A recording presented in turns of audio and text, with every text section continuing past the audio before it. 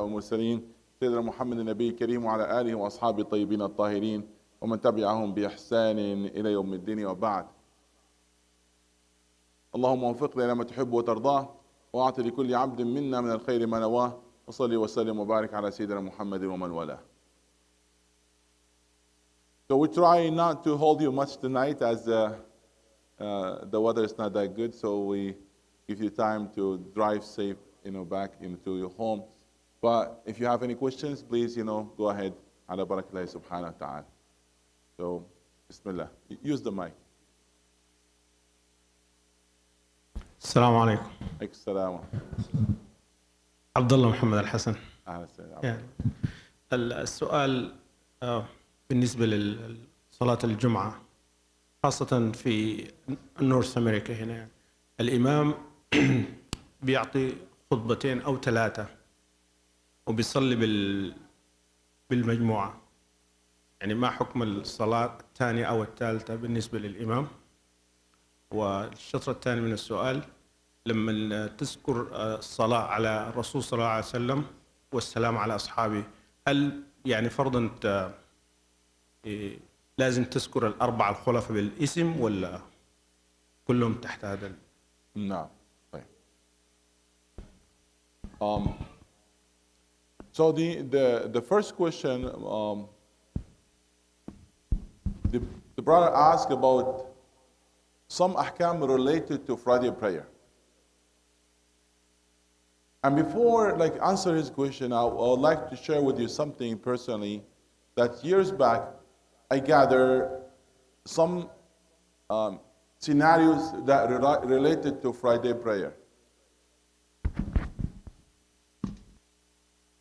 And I wrote different masail. I remember that was 10 mas'ala.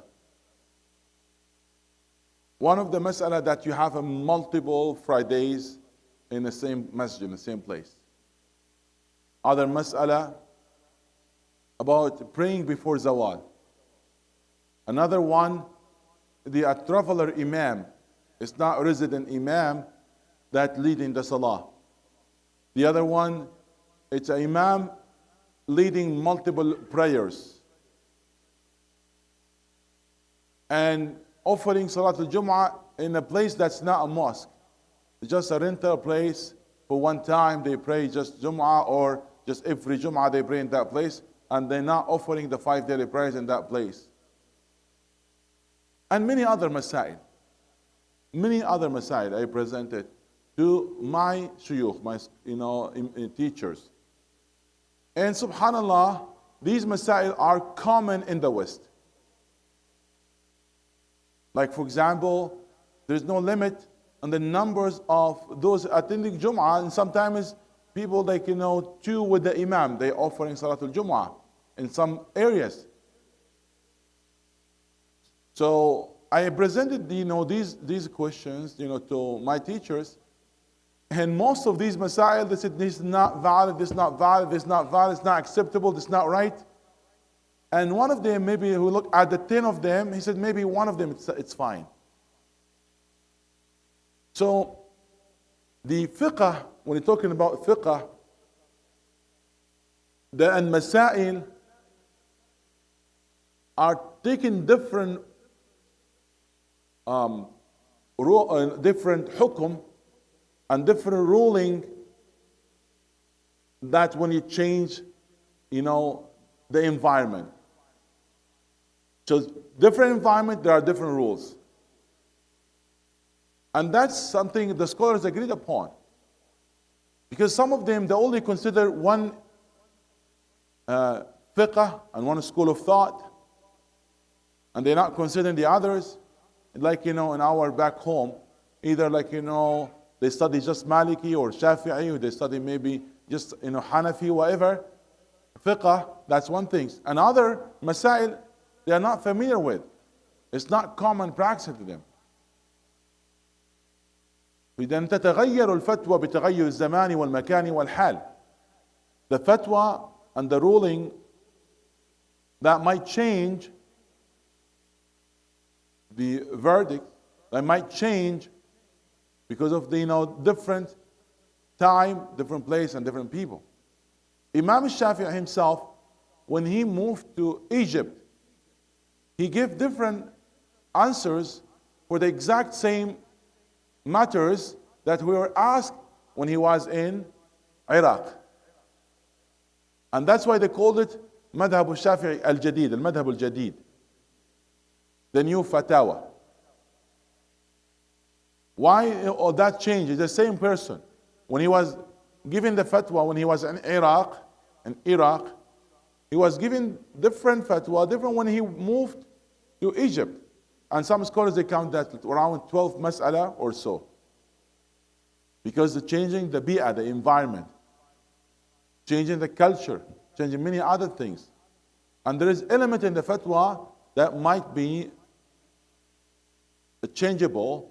It depends on these circumstances.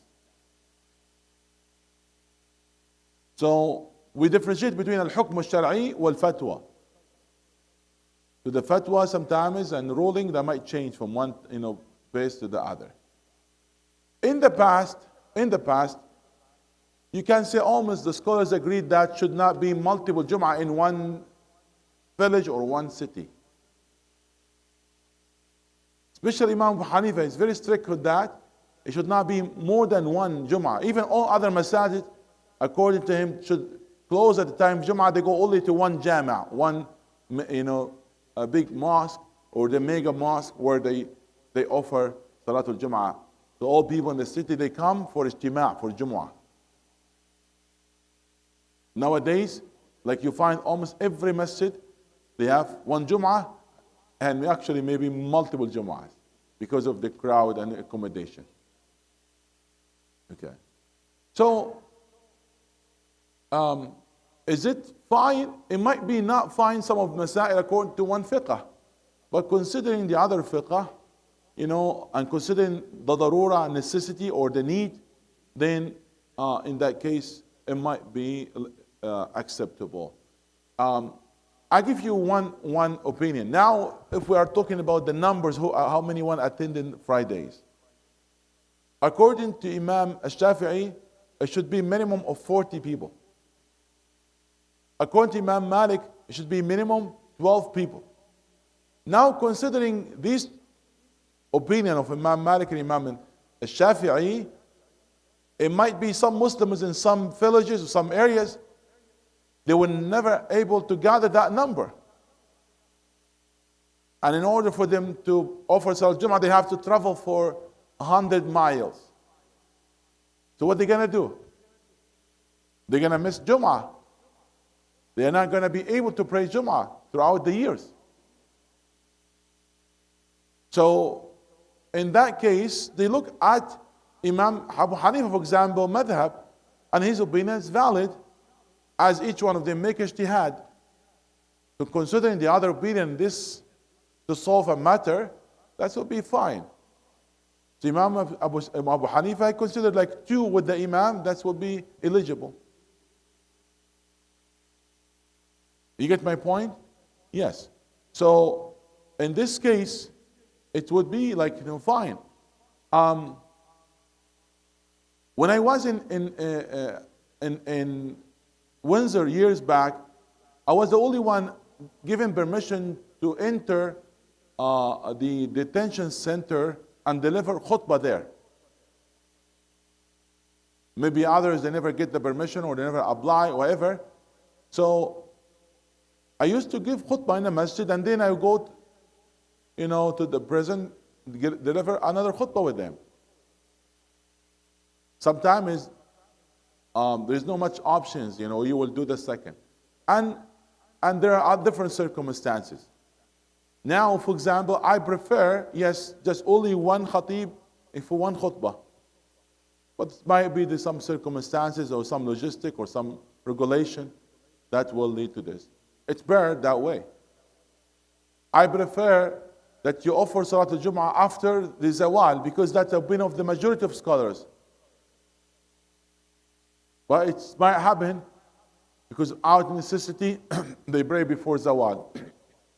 As we know, like Friday is a working day, and sometimes, it's hard for people to get time off except like in a limited time.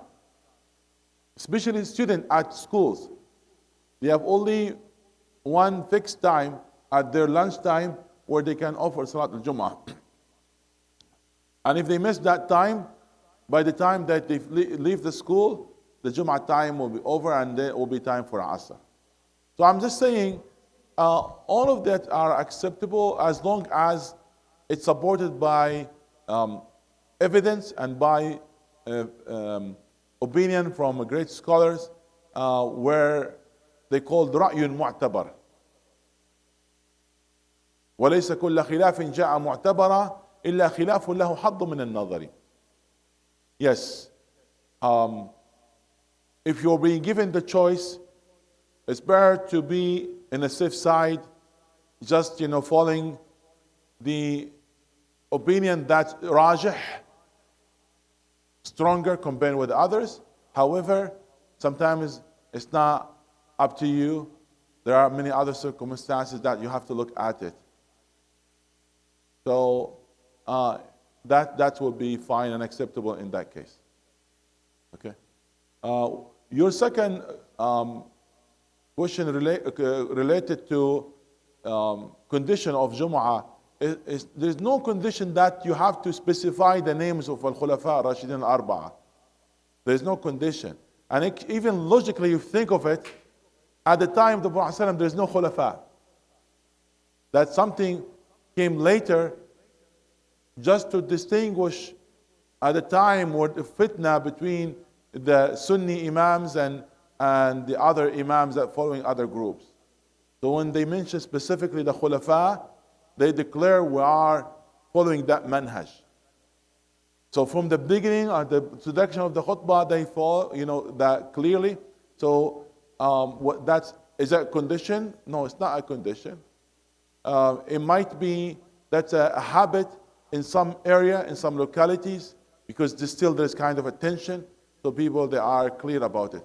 But there's no condition that you have to specify the names of the khulafa, or you mention that I'm offering salawat on the khulafa. There's not a condition actually on the khutbah.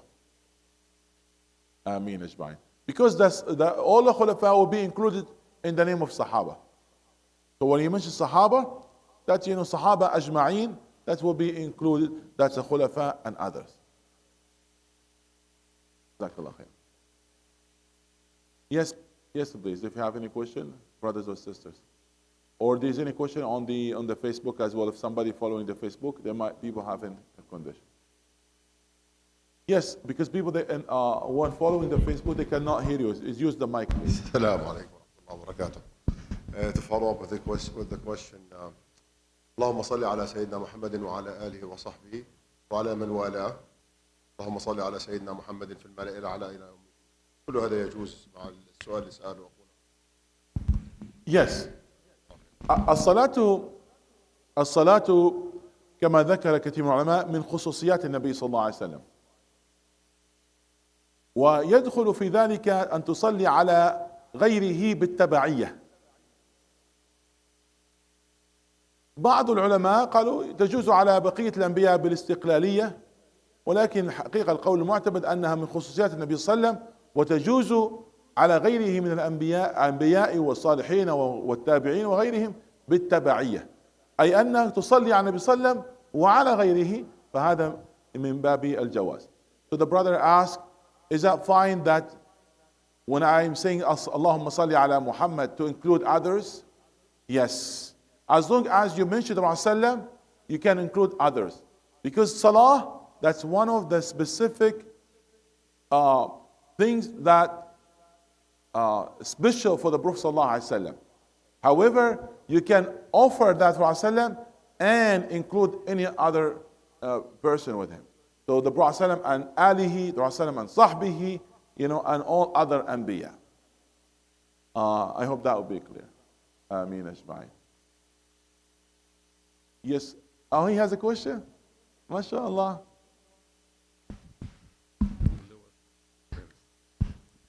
Ahmed Hassan. MashaAllah, Ahmed, yes. أنت عارف أنا ما الفرق دم شنو لله. I couldn't understand, get it like in the sound. What do you need to know about Allah? What do you mean by About what you Allah. need to know about Allah subhanahu wa ta'ala? That's a good question, mashallah. It's very much that we know about Allah subhanahu wa ta'ala when we grow up. Not at this age now you are, so that whatever you learn, it's good for you. But you want to reach an age that will be must for you to learn by yourself. It's not allowed for you just to follow what your father believes. You know, or said, you know what? I'm muqallid. I'm just following others, a blind imitation. No, you have to reflect and think by yourself when you reach the age of bulugh, puberty. وأول واجب على من كلف ممكنا من نظر أن يعرف الله والرسل بالصفات مما عليه نصب الآيات. So you have to know Allah subhanahu wa ta'ala. And what you should know about Allah subhanahu wa ta'ala, you should know الواجبات والمستحيلات والجائزات. What is must that has to be related to Allah subhanahu wa ta'ala, what's impossible that you cannot describe Allah subhanahu wa ta'ala with, and what is permissible. So these things you have to know about Allah subhanahu wa ta'ala, and that's really important. And it's good, it's not as a must, which increase your knowledge about Allah. When you increase your knowledge of Allah, you will love Allah more than to know the names of Allah subhanahu wa ta'ala, because His names that are His attributes. Asma'uhu sifat. So it is highly recommended that to know the names of Allah subhanahu wa ta'ala. So there are sifat, attributes of Allah subhanahu wa ta'ala that you should study and you should know. And that will increase your iman and increase your love for Allah subhanahu. Am I clear, inshallah? Yes. So that's really important, more important than even knowing salah and praying. It's more important. In the first 13 years, and you can say maybe first 10 years of the life of the message of the Prophet sallallahu alaihi wasallam, he was focusing on aqidah, on knowing Allah subhanahu wa ta'ala. That's more important than all other ibadat. All other ibadat were required, most of it were required when the Prophet immigrated to Medina. Salah, the 5 daily prayers, were required in Mecca, but the last few years of Mecca.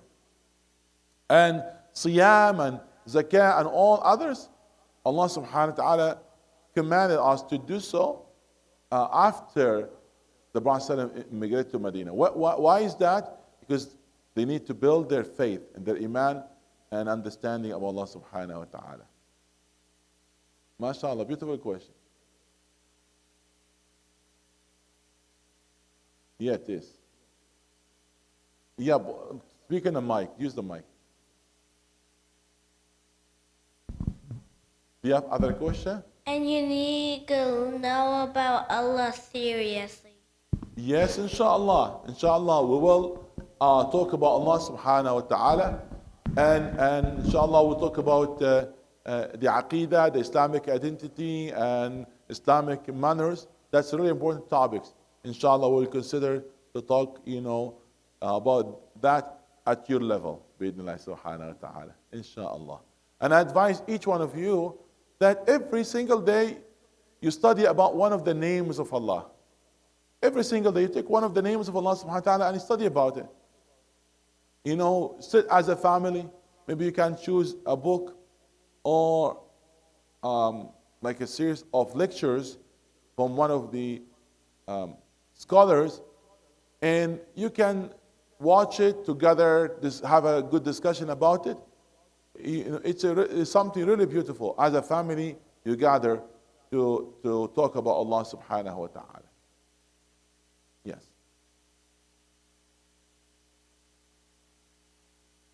Any other question from sisters or brothers before we conclude?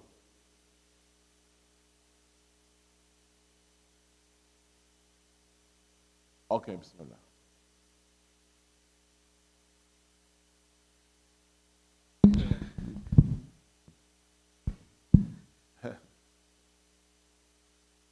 Assalamu alaikum, everyone. Salam. I have just one question. I see it in two different forms. You know that we used to give our kids when they are young some stuffed toys. They play on it, and these toys maybe represent animals, characters. And now, let's assume that now they are become adults, and they still love these toys a lot and put it somewhere in the shelves. So the first part of the question is, shall we allow this, keep these stuffed toys as some symbols Yes. around the rooms? And the second form of this question is this current Okay, let me because it's related, it's the same thing. This current generation, I can say with the ages from 20 to 30, they watch a lot of videos, they play a lot of games, and these kind of things has a lot of characters, and they are very fan of these characters.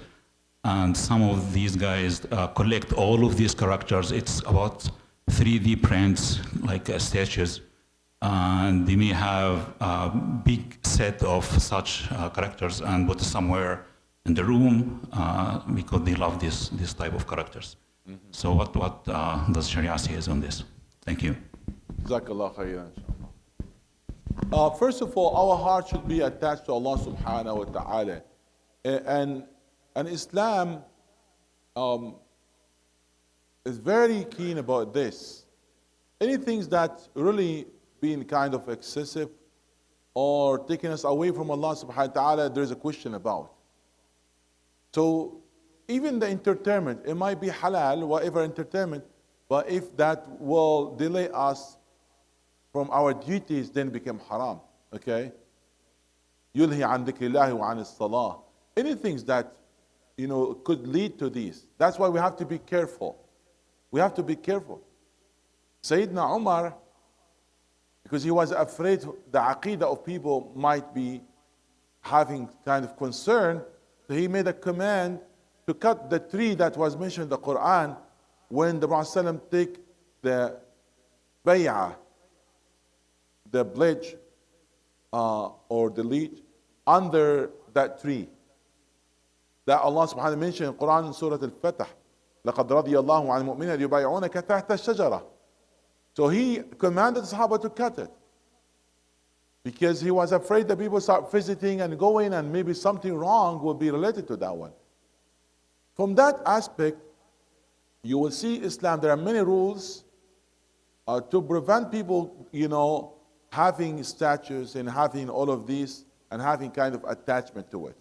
So this is the dangerous part.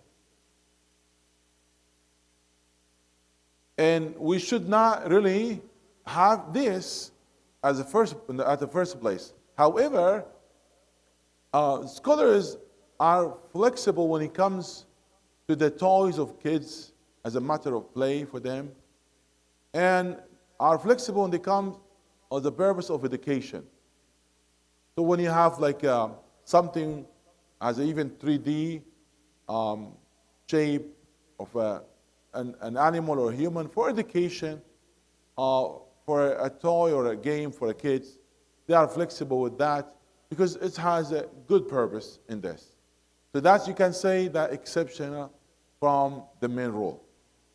But exceptional, staying exceptional should not be a rule. Should take it for that reason only.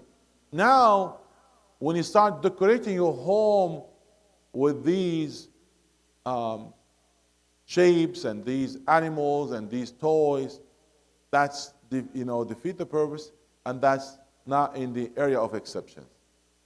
So we have to understand this. Now, if somebody has good relation with the toy of an animal or whatever at the young ages, and he kept it or the father kept it for him as a memory, that's fine. You can keep it, but when you say keep it, store it. Do not decorate your home with it. Okay, I'm not saying you have to throw it. No, but you could keep it. You want to pass it to your next generations, it is fine. It's dearer to you, it is fine. You have a good memory with that, it is fine. But do not decorate your home with those as we need to stick with the main rule. So that's the main rule where the Prophet ﷺ even cursed those ones. They shaped these things and said, لَعَنَ اللَّهُ الْمُصَوِّرُونَ. So Musawwirun, that's not talking about the photographs or pictures, but more likely about, the images has a shade, like the 3D image. Jazakallah khair.